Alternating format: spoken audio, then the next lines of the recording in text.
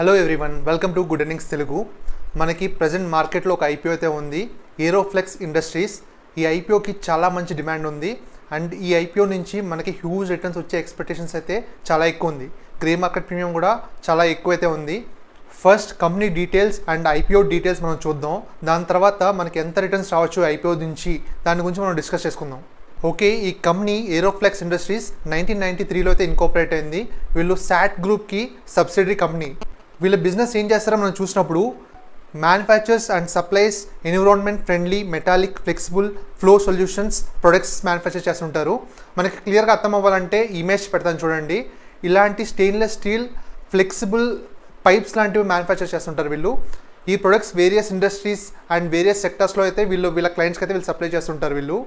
వీళ్ళ products various కంట్రీస్కి వీళ్ళు సప్లై చేస్తుంటారు అండ్ వీళ్ళ క్లయింట్ బేస్ కూడా చాలా ఎక్కువైతే ఉంది. Okay, coming to IPO details. IPO opening date మనం చూస్తే August 22 అయితే ఓపెన్ అయింది అండ్ August 24 అయితే క్లోజ్ అవ్వబోతుంది.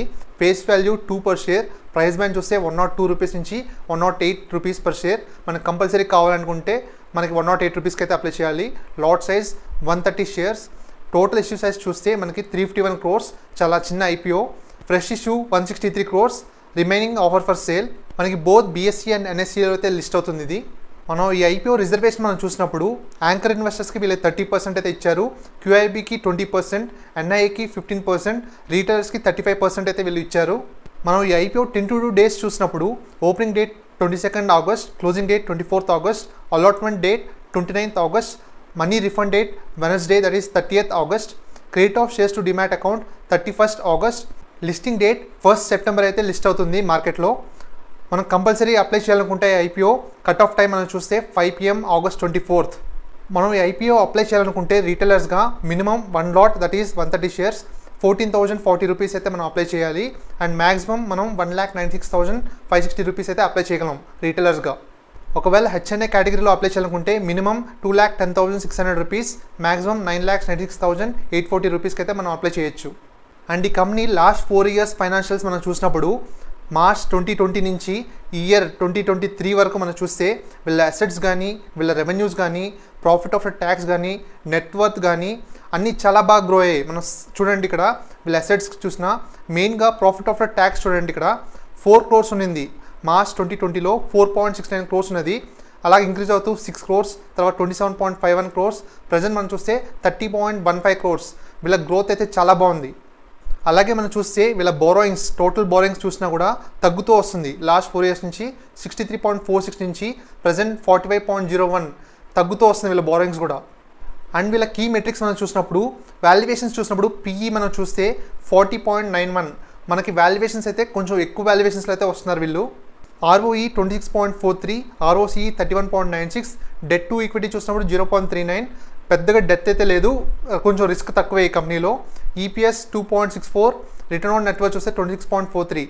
ఓవరాల్గా వీళ్ళ ఫైనాన్షియల్స్ అన్నీ చూసిన తర్వాత కంపెనీ అయితే చాలా బాగుంది, ఫండమెంటల్కి చాలా బాగుంది అండ్ కంపెనీ కూడా గ్రోత్ అయితే చాలా బాగుంది. మెయిన్ కంపెనీ గ్రోత్ బాగుండడంతో వాల్యుయేషన్స్ కొంచెం ఎక్కువగా వచ్చినా కూడా మార్కెట్లో ప్రజెంట్ చూస్తే ఈ ఐపీఓ మీద డిమాండ్ అయితే చాలా ఎక్కువైతే ఉంది. మనం ఈ ఐపీఓ సబ్స్క్రిప్షన్స్ మనం చూస్తే క్యూఐబీ 4.28 times అయితే ఆల్రెడీ సబ్స్క్రిప్షన్స్ అయ్యాయి. ఈరోజు ఇంకా సెకండ్ డేనే. నార్మల్గా క్యూఐబీ ఆల్మోస్ట్ ఎప్పుడు థర్డ్ డే లాస్ట్ డే మాత్రమే ఇన్వెస్ట్ చేస్తుంటారు, కానీ మనం చూస్తే సెకండ్ డేనే అసలు 4.2 times ఓవర్ సబ్స్క్రైబ్ అయింది. ఎన్ఐ 37.7 times అయింది. రీటైలర్స్ 15.67 times అయింది. టోటల్గా 17.06 times. అసలు సెకండ్ డేనే చాలా ఓవర్ సబ్స్క్రిప్షన్ అయితే అయింది IPO.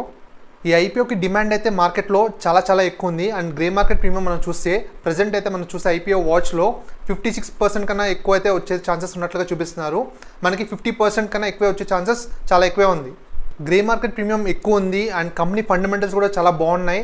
So that short term returns కోసం నీ ఐపీఓని అయితే నేను అప్లై చేస్తున్నాను. నేను లాంగ్ టర్మ్ కూడా ఈ ఐపీఓ అప్లై చేయొచ్చా అంటే కరెక్ట్గా ఈ టైంలో అయితే చెప్పలేము, ఎందుకంటే ఇంకా కంపెనీ జస్ట్ లిస్ట్ అవుతుంది.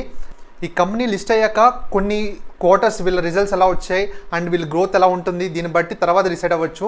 లాంగ్ టర్మ్కి అయితే ప్రజెంట్ అయితే నేను చెప్పలేను, కానీ షార్ట్ టర్మ్ రిటర్న్స్ కోసం అయితే ఈ ఐపీఓని నేను అప్లై చేస్తున్నాను. నేను రీసెంట్గా కొంచెం బిజీగా ఉండడం వల్ల వీడియోస్ అయితే కొంచెం తగ్గించాను. రీసెంట్గా నేను బై చేసిన స్టాక్స్ గురించి చెప్పాలంటే మీకు ఆల్రెడీ చెప్పాను. ఆవాస్ ఫైనాన్స్ స్టాక్ నేను కొంటున్నానని చెప్పి మీకు వీడియో చేశాను కదా, ఆ స్టాక్ని అయితే నేను కొంచెం అయితే యాడ్ చేస్తున్నాను ప్రజెంట్ అయితే.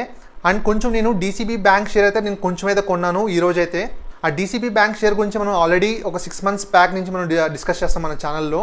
ఆ టైంలో నేను Karnataka bank and DCB bank రెండు చెప్పాను, కానీ కర్ణాటక బ్యాంక్ చాలా ర్యాలీ అయిపోయి మంచి రిటర్న్స్ అయితే ఇచ్చింది. డీసీబీ బ్యాంక్ కొంచెం ర్యాలీ అయ్యి 20-30% మళ్ళీ కొంచెం ఫాలో అయింది రీసెంట్ టైమ్స్లో చూస్తే. మనకి మంచి వాల్యుయేషన్స్ జోన్లో అయితే ఉంది డెఫినెట్గా, అందుకని చెప్పి ఆ షేర్స్ అయితే కొంచెం అయితే ఈరోజు బై చేశాను నేను. Thank you very much. మీకు ఇన్ఫర్మేషన్ నచ్చినట్లయితే లైక్ చేసి ఎంకరేజ్ చేయండి. ఇంకా మంచి మంచి వీడియోస్ అండ్ మంచి మంచి స్టాక్స్ మన ఛానల్లో నేను తీసుకొస్తాను. నేను సబ్స్క్రైబ్ చేసుకోండి మన ఛానల్ని. ఇది మన ఛానల్, మనం కలిసి ట్రావెల్ చేద్దాం అండ్ స్టాక్ మార్కెట్లో బాగా సంపాదిద్దాం.